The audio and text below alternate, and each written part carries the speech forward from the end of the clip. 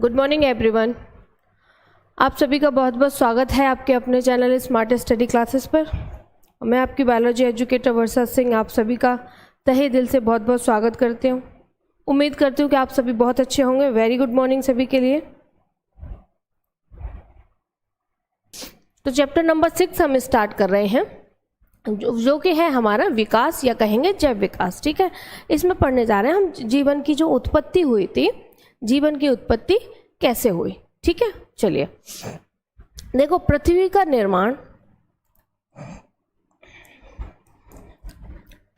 निर्माण लगभग 450 करोड़ वर्ष पूर्व की बात कर रहे हैं। कब से? 450 करोड़ वर्ष पूर्व बिग बैंग सिद्धांत। सबने सुना होगा बिग बैंग थ्योरी का नाम। ठीक है, बिग बैंग थ्योरी का नाम सबने सुना होगा, ऐसा मुझे लगता नहीं है कोई भी स्टूडेंट ऐसा होगा जिसने बिग बैंग थ्योरी का नाम ना सुना हो। तो हम ये कह सकते हैं कि पृथ्वी का निर्माण लगभग 450 करोड़ वर्ष पूर्व, या हम ये भी कह सकते हैं कि पृथ्वी की उत्पत्ति या ब्रह्मांड की जो उत्पत्ति हुई थी लगभग 20,000 करोड़ वर्ष पूर्व। अगर एक नॉर्मल अनुमान लगाया जाए कि भाई ब्रह्मांड की उत्पत्ति या पृथ्वी की जो उत्पत्ति है वो कब हुई, कैसे, कितने वर्ष पूर्व हुई होगी, तो 20,000 करोड़ वर्ष पूर्व, या हम ये भी कह सकते हैं 450, ठीक है, करोड़ वर्ष पूर्व बिग बैंग सिद्धांत के अनुसार हुआ था। ठीक है, किसके अनुसार? बिग बैंग जो थ्योरी थी उसके अनुसार पृथ्वी की उत्पत्ति हुई थी। अब भाई ये बिग बैंग थ्योरी क्या है, इसमें क्या हुआ था? देखो, इसमें एक प्रकार का क्या हुआ था, विस्फोट हुआ था, जिससे कि बहुत सारे केमिकल्स वगैरह, बहुत सारा हीट वगैरह प्रोड्यूस हुआ था। ठीक है, बिग बैंग थ्योरी के अनुसार। तो हम कह रहे हैं कि जो, अगर अब मैं इसमें आप लोगों को एक एक नंबर के क्वेश्चन बताती चलूँगी कि कैसे कैसे आपके बोर्ड एग्जामिनेशन में पूछ लिया जा सकता है, क्योंकि ये पृथ्वी की उत्पत्ति थ्योरेटिकल है सारा, तो उतना ज़्यादा वैसे तो पूछेगा नहीं। अगर एक एक नंबर में पूछा जाए तो पृथ्वी की उत्पत्ति कितने वर्ष पूर्व हुई थी, तो आपको पता होना चाहिए 450 करोड़ वर्ष पूर्व हुई थी। किस सिद्धांत के अनुसार हुई थी? तो जो बिग बैंग सिद्धांत था या बिग बैंग जो थ्योरी थी उसके अनुसार ही पृथ्वी की उत्पत्ति हुई थी। ठीक है, और देखो आप बीच बीच में अपने कमेंट करके भी कुछ जैसे पता है, अब कमेंट करके ये बताएं फटाफट से कि जो बिग बैंग थ्योरी थी वो किसने दी थी। बिग बैंग जो थ्योरी थी वो किसने दी थी, जिसमें बहुत सारे हाइड्रोजन परमाणु निकले। चलिए फिर आगे हमें ये तो पता चल गया कि पृथ्वी की उत्पत्ति कब हुई थी और किस सिद्धांत के अनुसार हुई थी। ठीक है, किस थ्योरी के अनुसार हुई थी, तो बिग बैंग थ्योरी के अनुसार हुई थी। आपको मुझे ये बताना है कि बिग बैंग जो थ्योरी थी वो किसने दी थी और कब दी थी। ठीक है, बिग बैंग थ्योरी जो है वो किसने दी थी और कब दी थी, ये बताना है आपको फटाफट से। चलो आगे चलते हैं हम। थ्योरेटिकल है, बस एक बार समझते चलिए, पूरा चैप्टर ये थ्योरी बेस्ड है। ठीक है, पूरा चैप्टर थ्योरी बेस्ड है। आगे चलते हैं, चलिए। आदि वायुमंडल, ये आदि वायुमंडल इसी में है। ठीक है, आदि वायुमंडल अपचायक था। इसमें जो आदि वायुमंडल था वो कैसा था? अपचायक था। ठीक है, पृथ्वी के ठंडा होने पर आदि सागर बने। ठीक है, जब बिग बैंग जो थ्योरी थी इसमें जो विस्फोट हुआ, आपने कहा भी हाइड्रोजन परमाणु निकले, बहुत सारा हाई टेम्परेचर यहाँ पे निकला, तो वहाँ पे तब पृथ्वी तो उत्पत्ति तो नहीं हुई थी पृथ्वी की, वो बाद में हुई। तो जब वो पोर्शन था उसमें से बिग बैंग थ्योरी में विस्फोट हुआ, टेम्परेचर निकला बहुत ज़्यादा हाई, बहुत सारे वहाँ पे एटम्स निकले, उसके बाद में क्या हुआ? उसके बाद में पृथ्वी के ठंडा होने पर, हमने मान लिया है कि पृथ्वी ही बनेगी, तो हम कह रहे हैं कि पृथ्वी के ठंडा होने पर आदि सागर बने। क्या बने? आदि सागर बने पृथ्वी के ठंडा होने पर। जब बहुत सारा वहाँ से लावा निकला, बहुत सारा टेम्परेचर निकला काफ़ी सारा, उसकी ठंडा होने पर क्या बने? आदि सागर बने। अब आदि सागर में कार्बनिक पदार्थों के संघनन, ठीक है, कार्बनिक पदार्थ भी तो निकले हैं उसमें, तो आदि सागर में कार्बनिक पदार्थों के संघनन तथा बहुलीकरण के फलस्वरूप, किसके फलस्वरूप? संघनन तथा बहुलीकरण के फलस्वरूप जटिल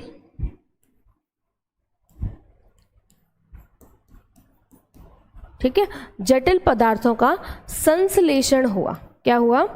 जटिल पदार्थों का वहां पर संश्लेषण हुआ। ठीक है, अब ये पदार्थ जो है आदि सागर में पूर्व जीव सूप की भांति उबल रहे थे। जो बिग बैंग थ्योरी थी, जब उसमें विस्फोट हुआ तो ये आदि सागर में जितने भी हमारे कार्बनिक पदार्थ जो थे, और कहेंगे जो पूर्व जीव थे, वो क्या कर रहे थे? किसी सूप की भांति उबल रहे थे। जैसे कि आप किसी भी बर्तन में कुछ बनाइए तो उसमें बॉईल करने के लिए कुछ भी रख दीजिए, एग रख दीजिए, आलू रख दीजिए, कुछ भी रख दीजिए, तो उनको अच्छा सा बॉईल आने के बाद में आप देखोगे अच्छा सा उबाल आ जाता है, तो कैसे वो उसमें उछलने लग जाते हैं। तो वैसे ही ये पृथ्वी के जो आदि सागर में जो पूर्व जीव थे वो किसी सूप की भांति उबल रहे थे उसमें, क्योंकि भाई टेम्परेचर इतना ज़्यादा था। इतना हाई टेम्परेचर होने के बाद में वहाँ पर क्या जीवन की उत्पत्ति हो सकती थी? बिल्कुल नहीं हो सकती थी। ठीक है, पहले उस टेम्परेचर को हम होने देंगे नॉर्मलाइज। ठीक है, वो टेम्परेचर पहले नॉर्मल होगा, उसके बाद में वहाँ पर जीवन की उत्पत्ति होगी। ठीक है, बहुत ज़्यादा टेम्परेचर था, हाई टेम्परेचर 800 डिग्री सेल्सियस का वहाँ पे टेम्परेचर था, तो वहाँ पे जीवन की उत्पत्ति हो सकती है? नहीं। वहाँ पे जितना भी कुछ भी था हमारा, जितने भी कार्बनिक पदार्थ थे, पूर्व जीव थे, सब कैसे उबल रहे थे? एक सूप की भांति। ठीक है, यहाँ तक क्लियर है? पहले ये बताएं, अब देख लीजिए। चलिए, तो इन पदार्थों से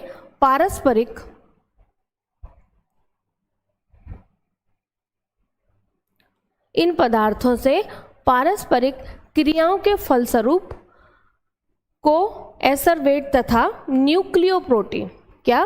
कोएसरवेट तथा न्यूक्लियोप्रोटीन का निर्माण हुआ उसके जरिए। ठीक है, अब ये जो न्यूक्लियोप्रोटीन है, तो न्यूक्लियोप्रोटीन के समक्ष सजीव कण जैसे कि विषाणु आज भी पाए जाते हैं। ऐसा नहीं कि जीवन की उत्पत्ति हुई तो डायरेक्ट ही वहाँ पे इंसान पैदा हो गया, मनुष्य डायरेक्ट ही पैदा हो गया, ऐसा नहीं था। ठीक है, तो पहले वहाँ पे क्या हुआ? जो हमारे पास में न्यूक्लियोप्रोटीन थे, न्यूक्लियोप्रोटीन के समकक्ष सजीव जो कण थे जैसे कि विषाणु वगैरह, उन आदि वो वहाँ पे पाए जाने लगे। जैसे बैक्टीरिया हो गए, बहुत सारे विषाणु हो गए, जितने भी सूक्ष्म जीव हम कह सकते हैं। यहाँ पे हम लिख सकते हैं सूक्ष्म जीव, या लिखा है सजीव कण। सजीव कण तो यही हो गए ना। निर्जीव कण की बात करते हैं हम तो यहाँ पर और कुछ पाया जाता है। सजीव कण की बात कर रहे हैं, सजीव कण या सूक्ष्म जीव भी हम यहाँ पर लिख सकते हैं। तो सजीव कण या सूक्ष्म जीव वहाँ पर उपस्थित है, जैसे कि बहुत सारे बैक्टीरिया और वायरसेस वहाँ पर आज भी पाए जाते हैं। ठीक है,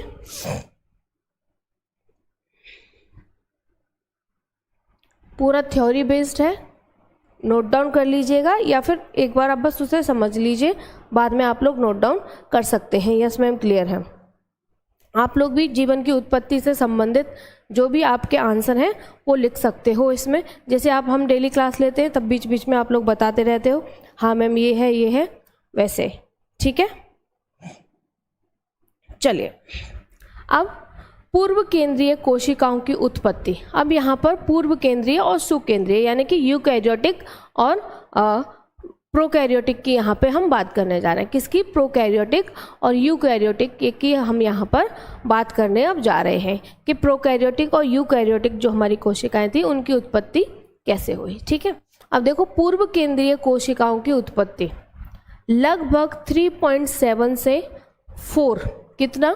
पूर्व केंद्रीय कोशिकाओं की उत्पत्ति लगभग 3.7 से 4 यानी कि 4 अरब वर्ष पूर्व हुई थी। अब देखो भाई, फिर से मैं वो सेंटेंस रिपीट करूंगी। डायरेक्ट जो है इंसान वहाँ पे जब जीवन की उत्पत्ति हुई थी, डायरेक्ट इंसान पैदा नहीं हो गया। वहाँ पे पहले सूक्ष्म जीव आए, बैक्टीरिया, वायरस जैसे, फिर प्रोकैरियोटिक, यूकैरियोटिक कोशिकाएं हुई। इंसान की उत्पत्ति, किसी मनुष्य की उत्पत्ति तो बहुत बाद में जाके वहाँ पर हुई है। जितने भी परमाणु वगैरह थे पहले उनकी उत्पत्ति हुई। एक बात बताइए आप लोग, अभी हमारे वायुमंडल में गैसें उपस्थित है, तो भाई इनकी भी तो उत्पत्ति हुई होगी। अगर मान लीजिए बिग बैंग थ्योरी के अनुसार हम कह रहे हैं कि जीवन की उत्पत्ति हुई, ठीक है। अगर मान लीजिए डायरेक्ट इंसान की उत्पत्ति हो जाती, इंसान पैदा हो जाता डायरेक्ट, और जितने भी हमारे गैसेस वगैरह हैं उनकी उत्पत्ति नहीं होती, तो क्या हम सरवाइव कर पाते वहाँ पर? हम बिल्कुल भी सरवाइव नहीं कर पाते। क्यों? क्योंकि नीड है हमारी बॉडी को गैसेस की, ठीक है, जैसे कि ऑक्सीजन की आवश्यकता है। वैसे ही अगर हम प्लांट की बात करें तो प्लांट को कार्बन डाइऑक्साइड की आवश्यकता है। तो पहले हमारे यानी कि मनुष्य और पेड़ पौधे जो आएंगे उनकी जब उत्पत्ति होगी, उससे पहले किसकी उत्पत्ति होना आवश्यक है? जो हमारी गैसें हैं उनकी, ठीक है, उनके बिना कुछ भी नहीं है। अभी ऑक्सीजन हटा दी जाए हमारे आसपास से, बिल्कुल गायब कर दी जाए, तो क्या हम जी पाएंगे? बिल्कुल नहीं जी पाएंगे, ठीक है। तो क्या हम जी पाएंगे? नहीं जी पाएंगे, बिल्कुल नहीं जी पाएंगे। तो इसीलिए मनुष्य या कहेंगे पेड़ पौधे की उत्पत्ति होने से पहले जो हमारी गैसेस हैं उनकी उत्पत्ति होना बहुत ज़्यादा ज़रूरी है, ठीक है। गुड मॉर्निंग हुई थी 3.7 से लेके 4 अरब वर्ष पूर्व हुई थी, ठीक है। अब वहीं पर अगर हम सुकेंद्रीय की बात कर रहे हैं, सुकेंद्रीय कोशिकाओं की उत्पत्ति लगभग 1.5 अरब वर्ष पूर्व हुई थी, ठीक है। अब यहाँ से एक एक नंबर के क्वेश्चन मैं बता देती हूँ। एक एक नंबर का क्वेश्चन, एक तो आपका यहाँ से बनेगा पूर्व केंद्रीय कोशिकाओं की उत्पत्ति कब हुई थी, तो आपको ये पता होना चाहिए, ठीक है, कब हुई थी? 3.7 से लेके 4 अरब वर्ष पूर्व। एक नंबर का क्वेश्चन यहाँ से हो गया। दूसरा एक और नंबर का क्वेश्चन, सुकेंद्रीय कोशिकाओं की उत्पत्ति कब हुई थी, ये भी याद रखोगे आप कब हुई थी? 1.5 अरब वर्ष पूर्व हुई थी। दो क्वेश्चन हो गए यहाँ से, पीछे मैं आप लोगों को बता ही चुकी हूँ। नेक्स्ट अब चलते हैं, देखिए ब्रह्मांड में आकाश गंगाओं के विशाल समूह समेकित थे, ठीक है। जो ब्रह्मांड था हमारा, ब्रह्मांड की जब उत्पत्ति हुई थी बिग बैंग थ्योरी के अनुसार, तो उस ब्रह्मांड में आकाश गंगाओं के विशाल समूह जो थे वो वहाँ पर समेकित थे, या कहेंगे जुड़े हुए थे, सम्मिलित थे, ठीक है। अब ये जो आकाश गंगा है, आकाश गंगा में सितारे व गैसों के बादल व धूल समेकित थे। भाई ब्रह्मांड का निर्माण हुआ, ब्रह्मांड में क्या था? ब्रह्मांड में आकाश गंगाएं, विशाल आकाश गंगाओं का एक विशाल समूह जो था वो समेकित था, या कहेंगे सम्मिलित था ब्रह्मांड में, ठीक है। अब ये जो आकाश गंगा है इसके अंदर क्या क्या थे? सितारे थे, गैसें थी, और बादल व धूल के जो कण थे वो यहाँ पर समेकित थे। याद रखेंगे, ब्रह्मांड के अंदर हमारी आकाश गंगाएं, और जो आकाश गंगाओं के समूह हैं उनके अंदर क्या क्या था? उनके अंदर हमारी गैसें थी, सितारे थे, बादल थे, और धूल के बहुत सारे कण थे, ठीक है। अब हम यहाँ तक तो पहुँच गए कि हमारे पास गैसें आ गई हैं, सितारे आ गए हैं, और धूल बादल के कण भी वहाँ पर, बादल व धूल के कण भी वहाँ पर उपस्थित हैं, ठीक है। अब आगे देखेंगे,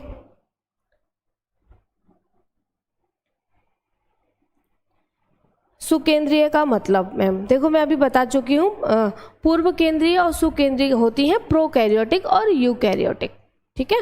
जो हमारी यूकैरियोटिक और प्रोकैरियोटिक कोशिकाएं होती हैं उन्हीं को हम पूर्व केंद्रीय और सुकेंद्रीय कह देते हैं, ठीक है। ऑक्सीजन हमारी प्राण वायु है, भाई बिना ऑक्सीजन के आप नहीं रह सकते हो। आप लोगों ने देखा होगा, मान लीजिए कोई हॉल वगैरह है, ठीक है, कोई हॉल वगैरह आप ले लीजिए, और उसमें ऑक्सीजन जो है वो तो लिमिटेड अमाउंट में है, ठीक है, बहुत कम मात्रा में है, या कहेंगे लिमिटेड है, लेकिन उस हॉल में पूरा पैक्ड है, टाइटली पैक्ड है, जहाँ से उसमें बाहर से कहीं से भी एयर पास नहीं हो रही है, ठीक है। और वहाँ पर आप लोग रख दीजिए बहुत सारे, एक सेकेंड, सर्दी जुकाम है।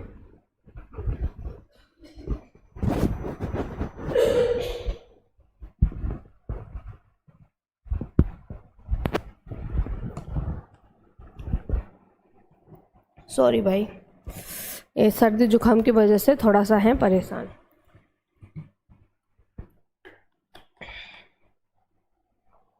अब मैं चलती क्लास में खांसने लग जाऊं तो अच्छा थोड़ी ना लगेगा इसे।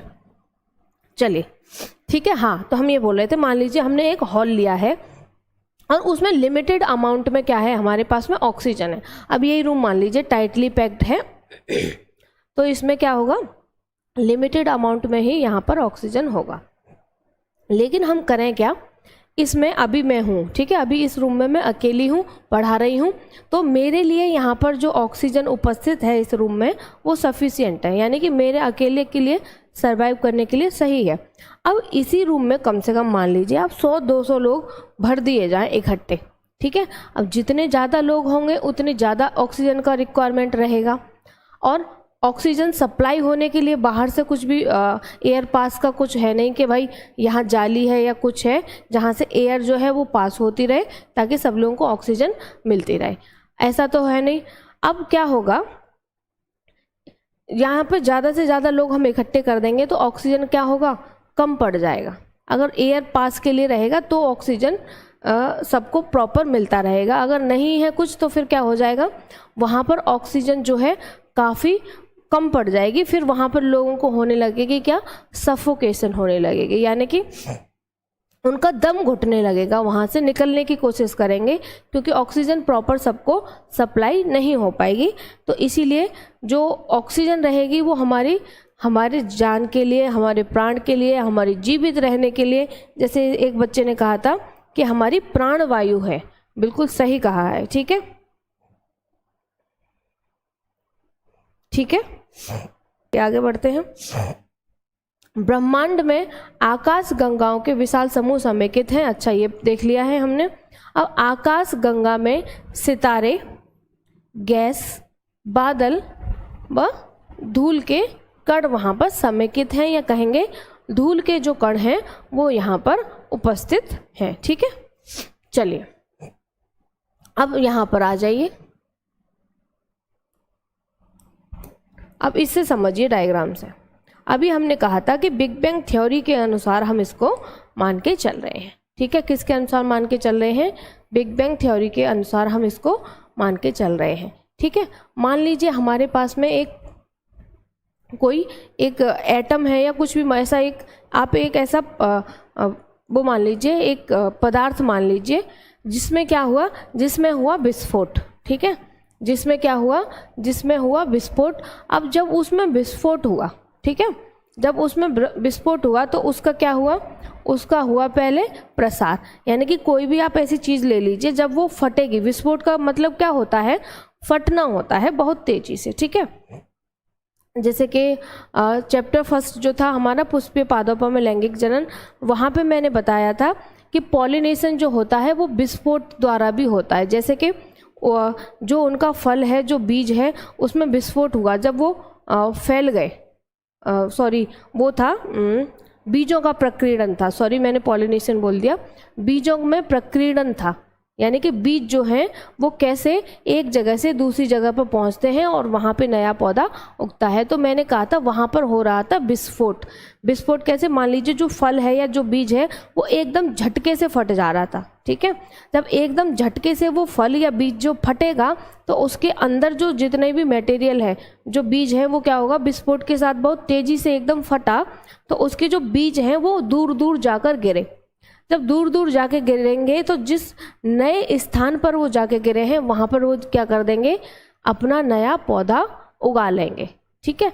वैसे ही यहाँ पर हो रहा है, विस्फोट हुआ, विस्फोट होने के बाद में हम देखेंगे तो उसका क्या हुआ, प्रसार हुआ, यानी कि वो बहुत दूर दूर दूर दूर तक वहाँ पर फैला, प्रसार उसको कहेंगे, डिस्पर्सन, ठीक है, प्रसार हुआ।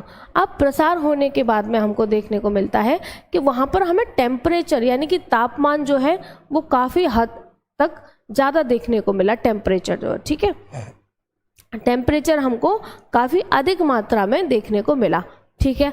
अब यहाँ पर टेम्परेचर अगर बहुत ज़्यादा है तो फिर क्या हुआ, तब पदार्थ आपस में संघनित हो गए, जो पदार्थ थे वो क्या हो गए, पदार्थ आपस में संघनित हो गए, यानी कि पदार्थ जो थे वो आपस में इकट्ठे हो गए। अब जब पदार्थ आपस में इकट्ठे हुए तो वहाँ पर फिर क्या हुआ, वहाँ पर हुआ फिर ग्रहों का निर्माण। क्या हुआ, पदार्थ आपस में इकट्ठे हुए, फिर हुआ वहाँ पर ग्रहों का निर्माण, ठीक है। अब यहाँ पर ग्रहों का निर्माण हो गया। अब ग्रहों के निर्माण के बाद में, भाई ग्रह तक बन गए, पदार्थ आपस में बने, इकट्ठे हुए, फिर ग्रहों का निर्माण हुआ। ग्रहों के निर्माण के बाद में देखिए पृथ्वी का निर्माण होना स्टार्ट हो गया। यहाँ पे क्या हो गया, ग्रहों का निर्माण हुआ, फिर वहाँ पर पृथ्वी का निर्माण होना शुरू हो गया। अब जब यहाँ पर पृथ्वी का निर्माण जब हो रहा था तो सबसे पहले इनको क्या देखने को मिला, सबसे पहले हाइड्रोजन व हीलियम, ठीक है, हाइड्रोजन व हीलियम, ठीक है।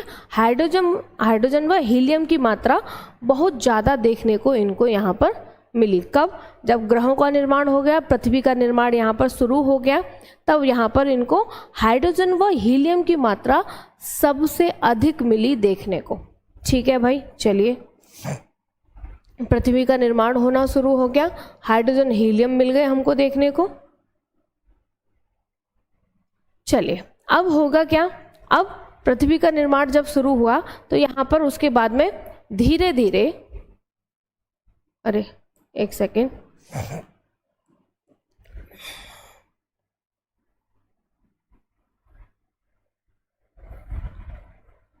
ठीक है, अब धीरे धीरे ये संघनित हुए, तापमान कम हुआ, ठीक है।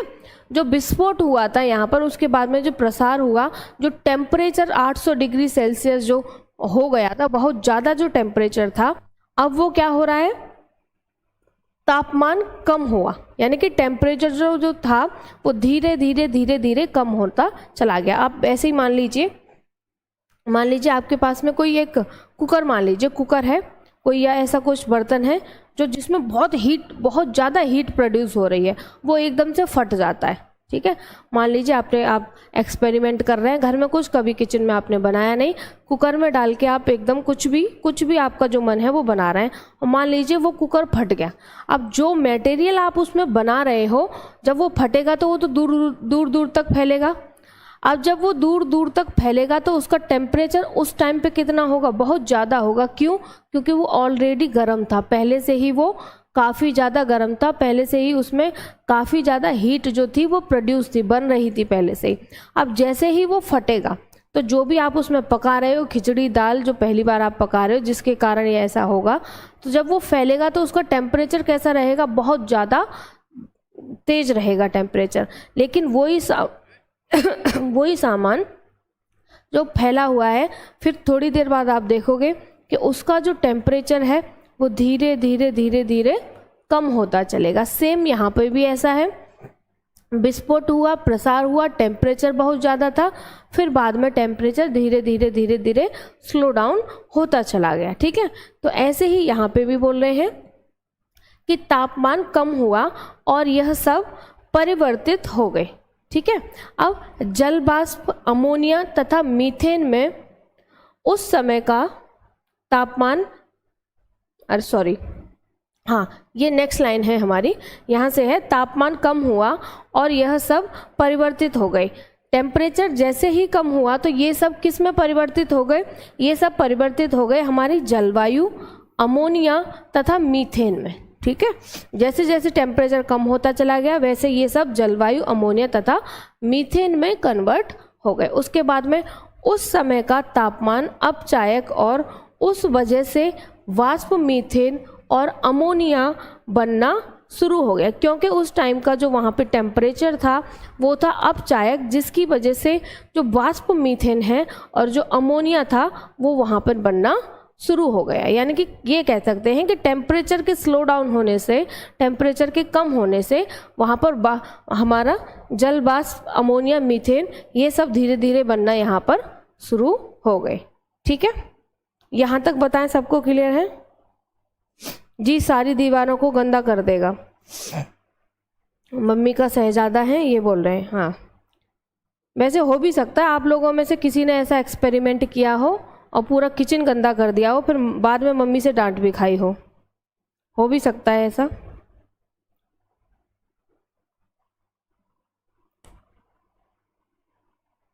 बताओ, यहाँ तक क्लियर है? आगे बढ़ें फिर। कब 1862 में जीवात जनन सिद्धांत के अनुसार जीव की उत्पत्ति पूर्व उपस्थित जीव से ही होती है, ये कहा था। ठीक है, जो हमारे साइंटिस्ट हैं लुईस पाश्चर, उन्होंने कहा था कि किसी भी जीव की उत्पत्ति पहले से उपस्थित जीव से होती है। ठीक है, कैसे, क्या कहा था? सिद्धांत के अनुसार इन्होंने कहा था कि मान लीजिए कोई भी नया जीव उत्पन्न हो रहा है पृथ्वी पर, तो वो ऐसे ही हवा में उत्पन्न नहीं हो जाएगा।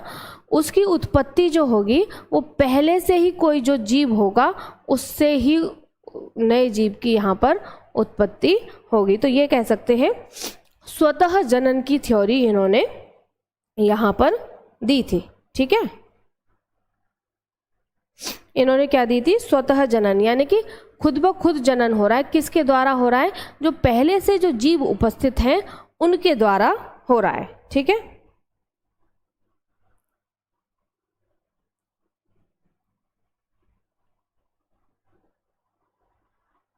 इंडिया में ये सब कुछ भी हो सकता है। चलो ठीक है, तो इन्होंने यही कहा था कि कोई, मान लीजिए कोई भी कीड़े मकोड़े की हम बात कर रहे हैं या किसी भी सूक्ष्म जीव की बात कर रहे हैं कि कोई भी सूक्ष्म जीव की उत्पत्ति हो रही है। ठीक है, मान लीजिए इस सूक्ष्म जीव की उत्पत्ति हो रही है तो वो ऐसे ही हवा में नहीं हो जाएगी। इनका मतलब था कि पहले से ही कोई एक सूक्ष्म जीव उपस्थित होगा जिसके कारण नए सूक्ष्म जीव की यहाँ पर उत्पत्ति होगी। तो लुईस पाश्चर का यही मानना था। ठीक है, अब नेक्स्ट देखिए, अब दूसरे साइंटिस्ट थे हमारे, रूसी वैज्ञानिक थे। इनका क्या कहना था? रूसी वैज्ञानिक AI ओपेरिन, ठीक है, इनका क्या नाम है? AI ओपेरिन के अनुसार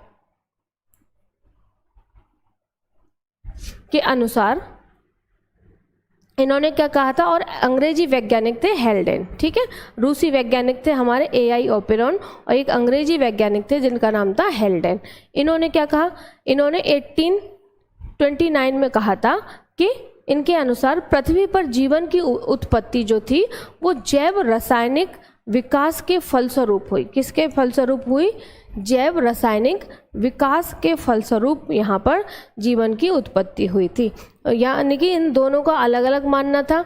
जो हमारे लुईस पाश्चर थे उनका मानना था कि जीवन की जो उत्पत्ति हुई थी वो पहले से ही जो जीव उपस्थित हैं उनकी वजह से हुई। ठीक है, जबकि जो रूसी वैज्ञानिक और अंग्रेजी जो वैज्ञानिक थे AI ओपेरॉन और हेल्डेन, इनका मानना ये था, इन्होंने कब माना था इस थ्योरी को? 1829 में। इनका मानना ये था कि जो जीवन की उत्पत्ति हुई थी वो जैव रासायनिक विकास की वजह से हुई थी। किसकी वजह से? जैव रासायनिक, यानी कि कुछ जीव और कुछ रसायन, जैसे कि हमने अभी देखा था जल वाष्प, मीथेन व अमोनिया यहाँ पर बन रहे थे। तो इनका ये मानना था कि जैव, कुछ तो सूक्ष्म जीव रहेंगे और कुछ वहाँ पे रसायन भी रहेंगे, इसीलिए इन्होंने कहा जैव रसायनों की वजह से वहाँ पर जीवन की उत्पत्ति हुई थी। अब यहाँ से एक एक नंबर का क्वेश्चन सुन लीजिए।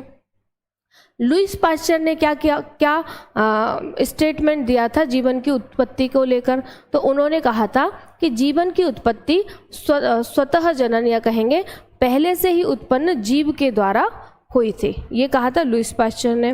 और जो हमारे रूसी वैज्ञानिक थे AI ओपेरॉन और हेल्डेन, इनका ये मानना था कि जो जीवन की उत्पत्ति हुई है वो जैव रासायनिक पदार्थों के कारण हुई है। तो यहाँ पर मल्टीपल चॉइस में भी आपको पूछ सकता है, इनके नाम दे के, मान लीजिए इनके नाम दे दिया आपको कि लुईस पाश्चर की थ्योरी कौन सी थी जीवन की उत्पत्ति को लेके, और AI ओपेरॉन और हेल्डेन की थ्योरी, मतलब इन्होंने क्या कहा था जीवन की उत्पत्ति को लेके। तो दोनों का स्टेटमेंट आपको पता होना चाहिए। इन्होंने कहा था जैव रसायन को लेके, और इन्होंने कहा था कि जीवन की उत्पत्ति पूर्व उपस्थित जीव से ही हुई थी। ठीक है, क्लियर है यहाँ तक? पर आप लोग कह रहे हो तो मैं बता दे रही हूँ, दो यहाँ से एक एक नंबर के दो क्वेश्चन बनते हैं। पहला कि लुईस पाश्चर ने, स्टेटमेंट रहेगा, लुईस पाश्चर ने जीवन की उत्पत्ति को लेके क्या स्टेटमेंट दिया था। आपको मल्टीपल चॉइस में आ सकता है या एक नंबर के क्वेश्चन में आप लोगों से पूछ सकता है, तो आपको पता होना चाहिए। लुईस पाश्चर ने जीवन की उत्पत्ति को लेकर ये कहा था कि किसी भी जीव की उत्पत्ति जब होती है, या कहेंगे किसी भी जीव की उत्पत्ति पहले से ही मौजूद किसी जीव से होती है। ठीक है, यानी कि पहले से, मान लीजिए कोई बैक्टीरिया है, कोई बैक्टीरिया है हवा में, तो नया बैक्टीरिया जब बनेगा जब ये पुराना वाला पहले वाला कोई बैक्टीरिया है। ऐसा नहीं कि अचानक से हवा में कोई नया बैक्टीरिया यहाँ पर उपस्थित हो गया, ऐसा नहीं होगा। इनका बस ये मानना था कि किसी भी जीव की उत्पत्ति किसी भी पुराने जो पहले से ही उपस्थित जीव है उसके द्वारा होती है। ठीक है, पहले से ही उपस्थित जीव के द्वारा नए जीव की उत्पत्ति होती है, ये लुईस पाश्चर का मानना था। और जो हमारे एआई ओपेरन और हेल्डेन थे, इनका ये मानना था कि किसी भी जीव की उत्पत्ति जो है वो जैव रासायनिक पदार्थों की वजह से होती है। बस इतना सा स्टेटमेंट आप लोगों को याद रखना है यहाँ पर, ठीक है ना। ठीक है, चलो अब हम बात करते हैं स्वतः जनन थ्योरी की। किसकी?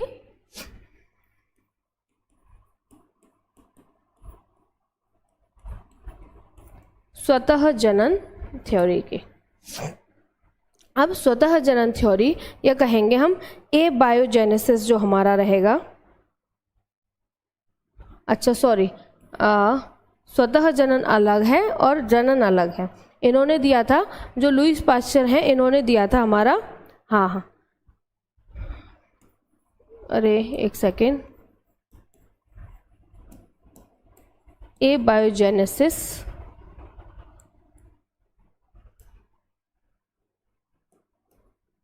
ठीक है, ए बायोजेनेसिस थ्योरी इन्होंने दी थी। और इन्होंने क्या कहा था, इन्होंने क्या कहा है अपने स्टेटमेंट में? इन्होंने कहा है कि किसी भी जीव की उत्पत्ति पूर्व उपस्थित जीव से हो रही है। ठीक है, किसी भी जीव की उत्पत्ति पहले से ही उपस्थित जीव से यहाँ पर हो रही है। जैसे कि जीवन क्षयमान और सड़ती हुई चीज़ों से बना है। ठीक है, जीवन जो है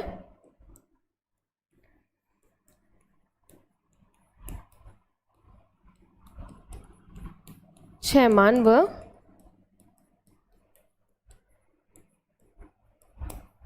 सड़ते हुए पदार्थ, जैसे कि सड़ता हुआ पदार्थ क्या रहेगा हमारा? जैसे कि कीचड़। ठीक है, कीचड़ में आप लोगों ने देखा होगा जीवन क्षयमान यानी कि जीवन की जो उत्पत्ति है उसमें से पहले से ही कोई जो जीव उपस्थित है वो, या सड़ती हुई पदार्थ या सड़ते हुए पदार्थ। ठीक है, सड़ते हुए पदार्थ जैसे कि कीचड़ वगैरह में आप लोगों ने देखा होगा छोटे छोटे सूक्ष्म जीव जैसे कि कीड़े वगैरह वहाँ पर आपको देखने को मिलेंगे। तो सड़ती हुई चीज़ क्या हो जाएगी? हमारी कीचड़ हो जाएगी। आदि के आदि, ठीक है, कीचड़ आदि, इस प्रकार से हुआ। अब इस थ्योरी को हम वैसे देख लेते हैं, एक एक्सपेरिमेंट करके देख लेते हैं। ए बायोजेनेसिस थ्योरी, ए बायोजेनेसिस थ्योरी।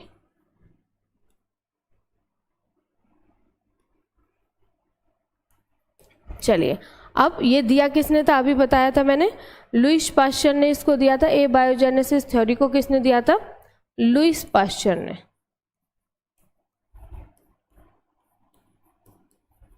अब देखो इन्होंने क्या कहा था, स्टेटमेंट सभी को याद है आपको। इन्होंने क्या कहा था कि जीवन की उत्पत्ति हो रही है पहले से मौजूद किसी भी जीव के द्वारा। ठीक है, तो इन्होंने क्या किया? इन्होंने एक एक्सपेरिमेंट किया था। इन्होंने क्या किया? एक फ्लास्क लिया। क्या लिया? एक फ्लास्क लिया। ठीक है, अब इस फ्लास्क में इन्होंने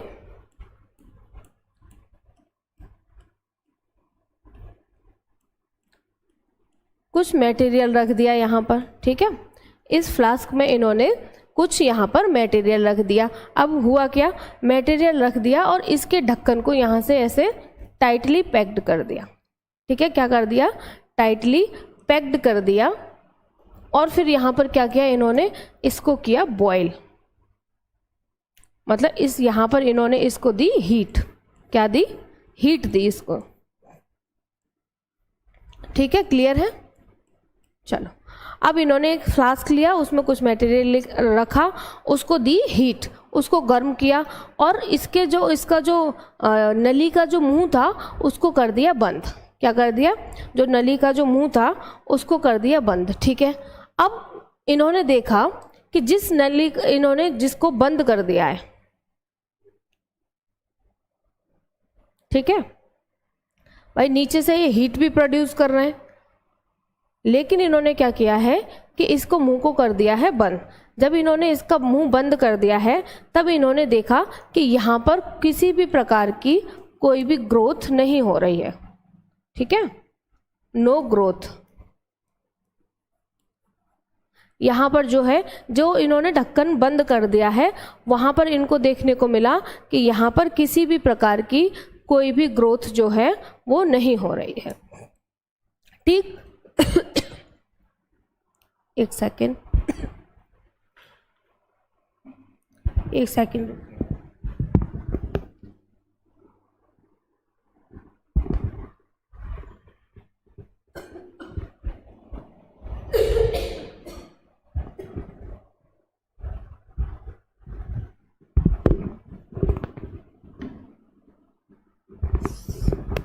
सॉरी, क्षमा चाहेंगे आप लोगों से, हम सर्दी की वजह से थोड़ा सा गला हो गया बहुत ख़राब। ठीक है, तो यहाँ पर इन्होंने देखा यहाँ पर कोई ग्रोथ नहीं हो रही थी। वहीं इन्होंने दूसरा एक और फ्लास्क लिया सॉरी, मैंने थोड़ा ज़्यादा बड़ा डायग्राम बना दिया, चलो कोई बात नहीं, मैं यहाँ पर इसको छोटा कर लेती हूँ।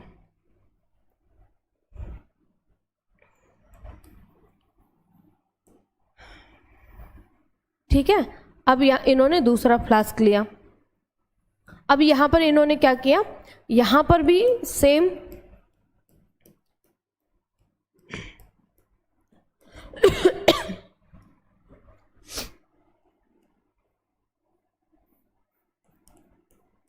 सेम यहाँ पर भी इन्होंने इसको हीट दिया। बस इन्होंने यहाँ पे क्या किया, यहाँ पे इसकी नली को ढक्कन से बंद कर रखा था, यहाँ पर इन्होंने इसको खुला छोड़ दिया। ठीक है, यहाँ पर इन्होंने इसको खुला छोड़ दिया तो इन्होंने देखा यहाँ पर जिस नली को इन्होंने खुला छोड़ा है इसमें हवा वगैरह, एयर वगैरह यहाँ पर पास हो रही है। ठीक है, एयर वगैरह यहाँ पर इसमें पास हो रही है। इसमें भाई नीचे से इन्होंने मटेरियल रखा, बॉयल किया और इसमें ढक्कन नहीं लगाया, यहाँ से एयर पास हो रही है। तो इन्होंने देखा कि जिसमें इन्होंने ढक्कन लगाया था वहाँ पर किसी भी जीव की कोई भी उत्पत्ति नहीं हो रही थी। ठीक है, और जिसमें इन्होंने ढक्कन नहीं लगाया, जिसमें एयर वगैरह, अब यहाँ पे इन्होंने ये ढक्कन से बंद कर रखा था इसको, तो वहाँ पर एयर पास नहीं हो रही थी, तो किसी भी जीवन की, किसी भी जीव की यहाँ पर उत्पत्ति नहीं हुई, यहाँ पे ग्रोथ देखने को नहीं मिली। लेकिन जब यहाँ पर इन्होंने सेकंड फ्लास्क में सेम प्रोसेस किया और एयर को पास होने दिया, उसमें नहीं होने दिया था, इसमें एयर को पास होने दिया, तो इनको यहाँ पर देखने को मिला कि यहाँ पर ग्रोथ हो रही थी। ठीक है, यहाँ पर ग्रोथ जो है हो रही थी। तो अपने इस एक्सपेरिमेंट से उन्होंने ये साबित किया कि किसी भी जीव की उत्पत्ति पहले से ही उपस्थित जीव से हो रही है। क्योंकि इन्होंने यहाँ ढक्कन बंद किया था, कुछ भी यहाँ पे पास नहीं हो पाया, तो यहाँ पे किसी भी प्रकार की कोई ग्रोथ नहीं हुई। यहाँ पर इन्होंने एयर को पास होने दिया, तो यानी कि एयर में कुछ तो ऐसा है, कुछ तो ऐसे माइक्रो ऑर्गेनिज्म हैं जो क्या है, जो इसके अंदर जा रहे हैं हवा के थ्रू और नए जीवन की यहाँ पर उत्पत्ति कर रहे हैं। तो यहाँ पर हमको ग्रोथ देखने को मिली है। ठीक है, यही लुईस पास्चर की थ्योरी थी, थ्योरी ऑफ एबायोजेनेसिस। ठीक है, स्वतः जनन की थ्योरी कि जीवन की उत्पत्ति पहले से उपस्थित किसी भी जीव से होती है। ठीक है, ऐसे ही हवा में नहीं हो जाती है। यहाँ तक क्लियर है? हाँ, माइक्रो ऑर्गेनिज्म रहते हैं हमारे एटमॉस्फेयर में, हमारे वातावरण में, तो वो एंटर हो गए इसमें और जीवन की उत्पत्ति हो गई। हाँ, हवा वाली चीज़ है, बाकी थ्योरेटिकल है सारा, तो आपको ये रीड कर लेना है एक बार। ठीक है, एक बार रीड कर लेना, यहाँ से एक एक नंबर के या दो दो नंबर के आपके क्वेश्चन काफ़ी सारे यहाँ से बन सकते हैं। ठीक है, चलिए कल मिलते हैं, तब तक के लिए bye bye, take care. Comment करके जरूर बताना सेशन आप लोगों को कैसा लगा, और जिन्होंने लाइक और शेयर नहीं किया है वो कर दें। ठीक है, चलिए बाय बाय, टेक केयर।